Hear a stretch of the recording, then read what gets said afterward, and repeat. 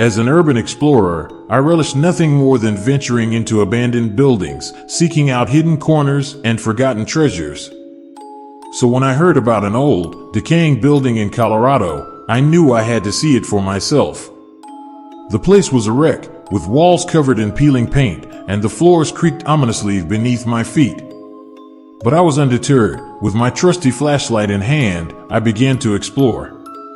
As I made my way through the dark and musty halls, I heard a strange noise. It sounded like someone whispering my name. At first, I thought it was just my imagination playing tricks on me, but then I heard it again, louder this time. I turned around, shining my flashlight into the shadows, but there was no one there. I was alone. Shrugging it off, I continued on my way, determined to find something interesting that would make the trip worthwhile. Then, as I was climbing up a set of rickety stairs, my flashlight barely illuminating the way, the steps suddenly gave way beneath me, and I fell, tumbling down what felt like an endless flight of stairs.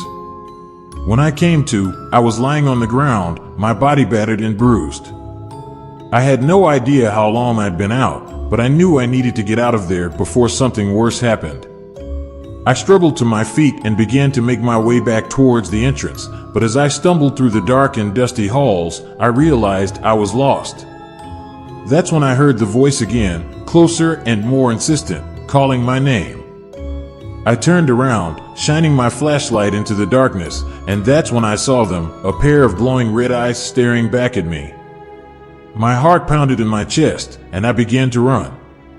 I had no idea where I was going, but I knew I had to get out of there. The eyes followed me, watching my every move, as if whatever was behind them was closing in on its prey. Suddenly, I heard a loud crash from behind me. I whipped around to see a section of the floor collapse, sending debris tumbling down into the darkness below.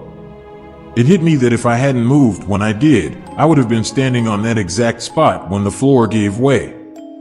With a renewed sense of urgency, I pressed on, the eyes still following my every move. But as I rounded a corner, I was met with a sight that made my blood run cold, a tall, thin creature with long arms ending in razor-sharp claws.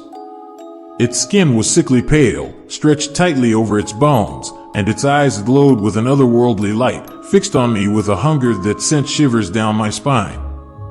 I froze, unable to move, as the creature slowly advanced towards me. But then something snapped inside me. I had come too far to let this thing take me down.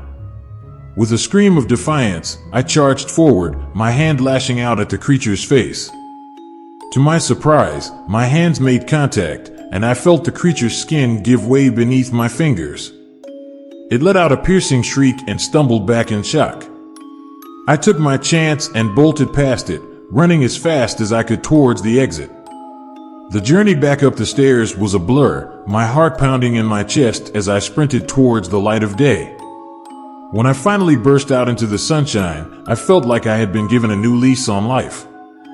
The cool breeze on my face and the sound of birds singing in the trees felt like a miracle after the horror I had just experienced. Looking back on that day, I can hardly believe I made it out alive, but I know that I owe my survival to something deep within me, a primal will that refused to let me give up, even in the face of unimaginable terror.